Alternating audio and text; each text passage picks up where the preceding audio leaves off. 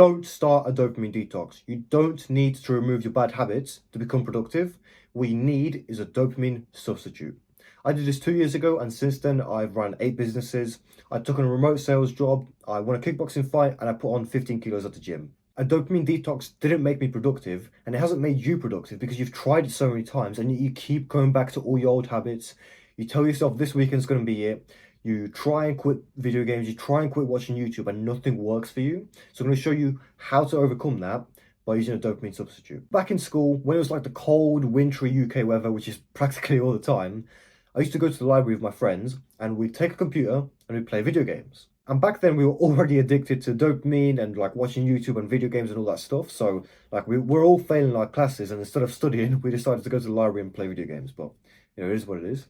But I remember playing this one game called Swords and Sandals. And the thing about this game is that before you could start, you had to create a character. So what we'd always do is we'd load it up and we'd try and max out our stats, make it make our characters as strong as possible. So let's imagine that like we started off with 60 available points in the game, and you could either up your strength, your defense, your stamina, your HP, or intelligence, whatever. And that's kind of how the game works. So a lot of the time, what we'd do is we'd probably put like 50 in strength, and we put like 1 in defense, I don't know, like 4 in HP, and then we'd put like 5 in stamina and 0 in intelligence or magic, because like whatever, that's just the example, right? And this is exactly how dopamine works, but instead of attributes like strength, you have actions and things that you do during your day. And instead of points to give you more strength, you have points to put into the activity to give you more dopamine. So this is the activities that you could do during the day. I imagine you probably do like 90 to 80% of them already, but I'm not going to include like taking a shit or like walking your dog or whatever.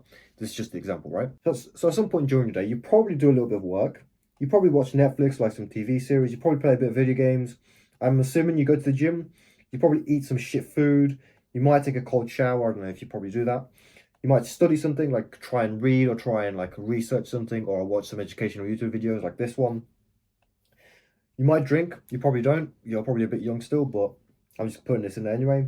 You might have some sort of relationships, whether it's like a girl or whether it's just like your friends or your family or whatever. That's still a relationship, like the social aspect. And you might read some books.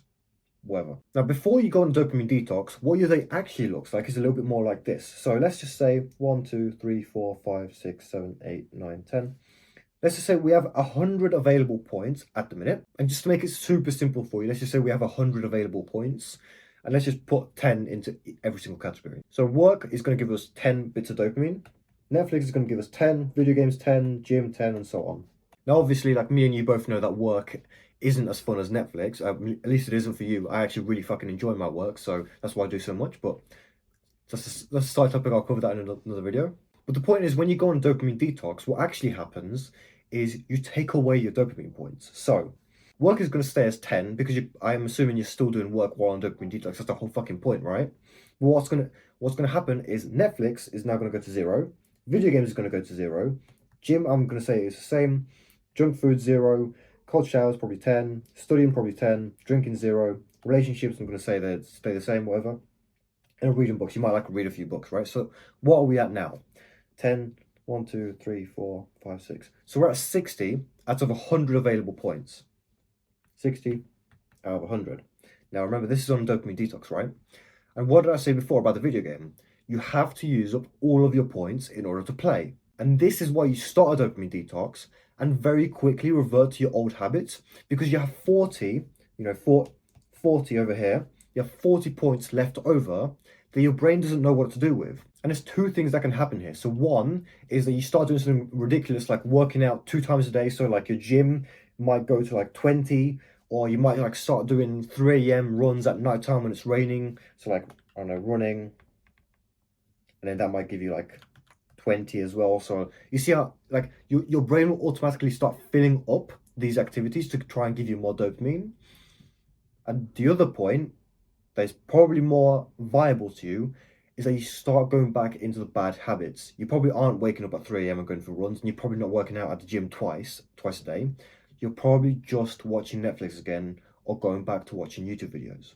So here's what you do. You still eliminate all the bad habits like in a dopamine detox, but instead of just doing nothing else with your day, you start doing new things. I'm not saying to create like a 100% perfect routine. I'm just saying start doing better habits as you progress. So as a beginner, if you're addicted to watching TikTok, just eliminate TikTok, get rid of it, uninstall it from your phone, like don't block all the websites, whatever you have to do, get rid of TikTok, and then like start watching long form comedy specials, like watch an hour comedy special instead. If you're spending like 3 hours a day on TikTok, and then you just switch to 1 hour of comedies, like a long comedy special instead, you've saved yourself 2 hours, and you probably still get the same amount of dopamine because like it's still like funny, it's comedy, it's making you laugh, it's all this shit, right?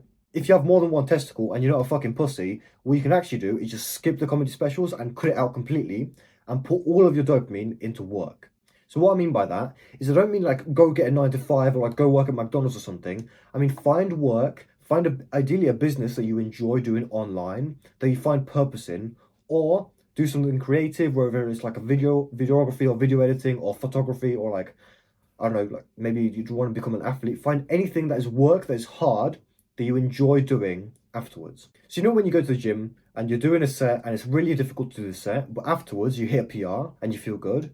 That's exactly what we want. We want that kind of feeling. And if you're getting it from the gym and you want to be an athlete, just do more of the athlete stuff. But if you want to make money and you want to like make a business and all this shit, do the hard work instead of all these bad habits that you're doing. And it's really that fucking simple. Like, just get rid of the bad habits and work more. And when people go on a dopamine detox, what actually happens is they work for like 2 hours, they cut out all the bad habits. So like they're not watching videos, they're not watching Netflix, they're not doing anything.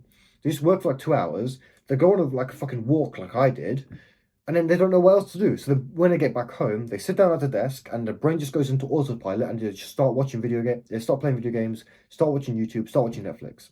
Because you haven't put your energy in a different place. So how do you actually find something that's purposeful and do something that you enjoy, like do the hard work that you enjoy? You probably already know what it is. You're probably already thinking about it. And if your first thought is like, oh, I really want to go to the gym, I want to be an athlete, then go do that. If you want to start a business, then just Google how to start a business and you'll figure it out. It's not that difficult. And even that process of you Googling like, okay, I want to start a business, so I'm going to ask ChatGPT, I'm going to ask Google, like, how do I start an online business? That is work. That's what you should be doing. That's the thing that you focus on. Just spend the next like 5 hours researching that. And that's your first step into being more productive. And if you're thinking to yourself like, oh, but when do I get to enjoy myself? Like when do I get that like hour to rewind on TikTok at the end of the day? So I don't know about you, but people always send me TikToks, like my friends or my family members or whatever. They send me TikToks and they expect me to watch them.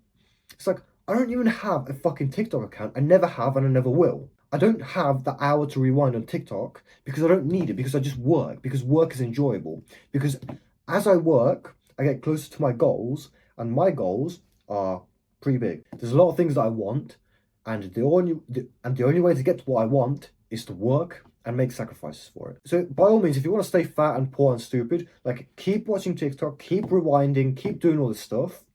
But all the advice that I've seen from successful people who've actually become successful, they just work like 10 times harder than us, and all they do is work. So the easiest way to go on a dopamine detox or do whatever you want to and like change your life and like do more work is to cut out all distractions and just find something that you enjoy that makes money, or at least like gets you closer to your goal. Whether it's an athlete, just like do more shit that an athlete does, which is just train. Or if it's business, just research about business, find out which business model you want to do, and then just do the things that get you money in that business model. Another thing you're probably thinking about is like, oh, but when do I get to hang out with my friends? Like if I'm cutting out like my Discord friends, if I'm not playing with my Discord friends, or if I'm like not going out drinking with my friends, like when do I get to go out with my friends? They're not your friends. They're not your fucking friends. If you were stuck in a room with these people for like an hour straight, you'd want to kill yourself. Because if you can't talk about video games, you have nothing in common with this person, apart from the fact that you're both losers. When I stopped playing video games and when I stopped hanging out with my Discord friends, we didn't talk. There was no like, I don't know, like this period where they felt bad about me or like they like hated me for leaving them. We just didn't talk because we had nothing to talk about. The only thing that kept us in a relationship was the fact that we both play video games and that we were both addicted to like TV series and all this bad shit. That's the only thing that actually kept us in touch. Once I got rid of that, we stopped being in touch, and guess what?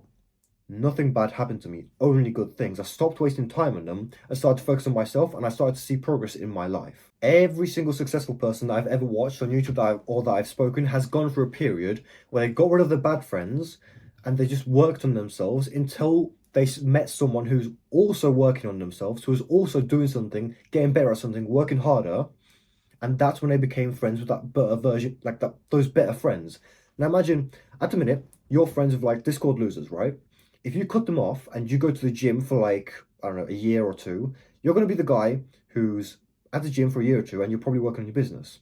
You're gonna meet other people who are at the gym and like are building a business. Why would you not want to be friends with them rather than Discord losers who are still doing nothing? It's pretty fucking simple, right? So suck it up, be lonely for like a year or two, and watch your life improve.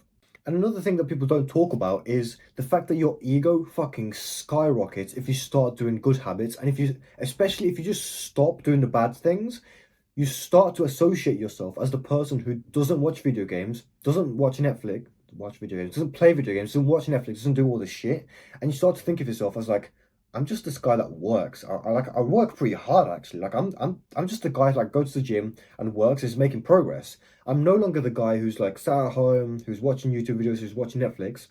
I'm actually someone who just works pretty hard. And what that does is that boosts your ego. I don't know about you, but for me, when I have a really big ego, I have to live up to it. I can't have a big ego and let myself like fall down, because if I start doing that, then I have to start feeling shit. And when I start feeling shit, that's when I go back to my old habits. So instead, once I built this self-image of myself, it's like I'm just this fucking guy who just works pretty hard. Then that's what I do. I just work pretty hard and I live up to that standard. And I basically like I have internal motivation because of that, because I have to live up to that shit.